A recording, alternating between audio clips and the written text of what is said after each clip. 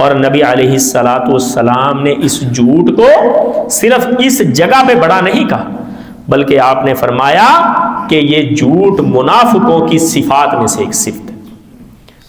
اور نبی علیہ الصلوۃ والسلام سے سیدنا ابو ہریرہ بیان کرتے ہیں کہ آیت المنافق ثلاث، نبی علیہ الصلوۃ والسلام نے فرمایا منافق بندے کی 3 علامات ہیں۔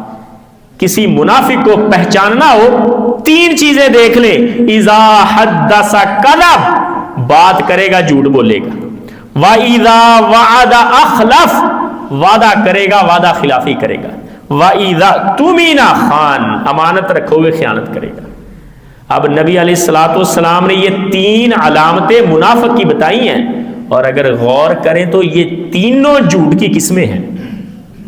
امانت میں خیانت کرنا کیا ہے؟ جھوٹ یا مکر جانا ہے کہ میرے پاس پیسے نہیں ہیں۔ وعدہ کر کے خلاف ورزی کرنا کیا ہے؟ جھوٹ ہی ہے۔ اور تیسری بات نبی علیہ الصلوۃ والسلام، یعنی منافق کے اندر ایک ہی خصلت ہوتی ہے، اور وہ یہ ہے کہ وہ جھوٹا ہوتا ہے۔ اور نبی علیہ الصلوۃ والسلام نے مسلم شریف کی روایت میں ساتھ کچھ اور الفاظ بتائے، فرمایا وَإِنْ صَامَ وَصَلَّى، منافق کے اندر یہ 3 خصلتیں ہوتی ہیں، اور ان 3 خصلتوں کے بعد کوئی بندہ منافق ہی رہتا ہے۔ وَإِنْ صَامَ وَإِنْ صَلَّى، اگرچہ روزے بھی رکھتا رہے نمازیں بھی پڑھتا رہے، وَزَعَمَ أَنَّهُ مُسْلِمٌ، اور گمان کرے کہ میں مسلمان ہوں، فرمایا نہ اس کے روزے کام آئیں گے، نہ اس کی نمازیں کام آئیں گی، نہ اس کا یہ گمان کام آئے گا کہ میں مسلمان ہوں، وہ منافق ہی رہے گا۔ اور احنف بن قیس رحمہ اللہ وقت کے امام بڑی خوبصورت بات کی، فرمایا ما خان شریف ولا کذب عاقل ولا اغتاب مؤمن، نہ کبھی شریف بندہ خیانت کر سکتا ہے، نہ کوئی عقل مند بندہ جھوٹ بول سکتا ہے، اور نہ ہی مومن بندہ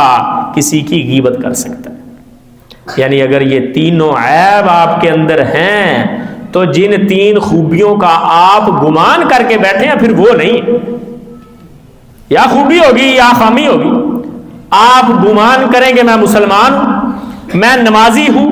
میں روزے دار ہوں، اور ساتھ میں جھوٹ بولتے رہیں، تو اللہ رب العزت نے سورہ زمر میں فرما دیا ان اللہ لا یہدی من ہوا کاذب کفار، اللہ رب العزت ایسے شخص کو کبھی ہدایت دیتا ہی نہیں ہے جو جھوٹ بولنے والا کافر ہو۔ اور امام ابن تیمیہ رحمہ اللہ کا بڑا خوبصورت قول، امام صاحب فرماتے ہیں الکذب مفتاح کل شر، یہ جھوٹ ہر برائی کی چابی ہے، جھوٹ کے ذریعے ہر برائی کا راستہ آپ کے لیے کھلتا ہے۔ جیسے وہ بڑی معروف روایت، نبی علیہ الصلوۃ والسلام کے پاس ایک صحابی آیا اور آ کے کہنے لگا، حالانکہ سند کے اندر مسئلہ ہے لیکن روایت اپنے شہادتوں کے اعتبار سے اور باقی دلائل کے اعتبار سے اس کا معنی مفہوم درست ہے۔ ایک بندہ آیا اور آ کے کہنے لگا اے اللہ کے رسول، میرے اندر کچھ عیب ہے، کچھ گناہ ہے، نیا نیا مسلمان ہوا ہوں، زنا بھی کر لیتا ہوں، چوری بھی کر لیتا ہوں، دیگر گناہ اس نے گنوا دیے نبی علیہ الصلوۃ والسلام کو، جھوٹ بھی بولتا ہوں، سارے میں اکٹھے نہیں چھوڑ سکتا، مرحلہ وار چھڑوائیں، پہلے ایک گناہ کا مجھے بتائیں، سب سے پہلے کون سا چھوڑ؟ اب زنا ہم کتنا بڑا سمجھتے ہیں، ہے بھی دیگر گناہ، نبی علیہ الصلوۃ والسلام نے فرمایا سب سے پہلے جھوٹ چھوڑ، تو صرف جھوٹ چھوڑ دے، باقی گناہ تیرے خود بخود چھوٹ جائیں گے۔ جب تو میری مجلس میں آنا ہوگا تو تجھے یہ ڈر ہوگا کہ اگر حضور نے پوچھ لیا تو کیا جواب دوں۔ جھوٹا بندہ جھوٹ کے پیچھے سارے گناہوں کو چھپا لیتا ہے۔ اور سیدنا ابو ہریرہ رضی اللہ تعالیٰ عنہ فرماتے ہیں نبی علیہ الصلوۃ والسلام نے فرمایا لا یجتمع الایمان والکفر فی قلب امرئ، ایمان اور کفر جیسے ایک دل میں جمع نہیں ہو سکتا، یا اس کا دل کافر ہوگا یا اس کا دل مومن ہوگا، ایمان اور کفر ایک دل میں جیسے جمع نہیں ہو سکتے، فرمایا وَلَا يَجْتَمِعُ الصِّدْقُ وَالْكَذِبُ جَمِيعًا، ویسے ہی ایک دل میں جھوٹ اور سچ جمع نہیں ہو سکتے۔ یہ نہیں آپ کہہ سکتے کبھی کبھی جھوٹ بول لیتا ہوں، کبھی جھوٹا ہوں کبھی سچا ہوں، یا جھوٹا ہے یا سچا ہے، یا کافر ہے یا مومن ہے۔ اللہ کے بندو، جھوٹ کو چھوڑنا ہے تو پھر پکا پکا چھوڑنا۔ اور نبی علیہ الصلوۃ والسلام کے صحاب کا طریقہ کار یہ تھا، وہ کہتے حضرت عمر رضی اللہ تعالیٰ عنہ کا بڑا خوبصورت قول، وہ فرماتے ہیں کہ اگر جھوٹ بولنے سے آپ کو نقصان بھی ہو رہا ہو تو اس نقصان کو لے لو۔ سچ بولنے سے نقصان ہو رہا ہو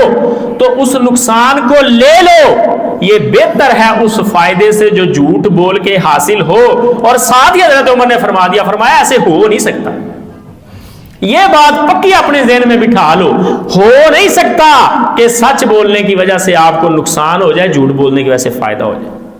پکتی طور پہ آپ کو لگ رہا ہوتا ہے کہ شاید اس جھوٹ میں میرے لیے فائدہ ہے، اور اللہ رب العزت نے جھوٹے شخص کے اوپر لعنت کی ہے۔ لعنت اتنا بڑا کام ہے،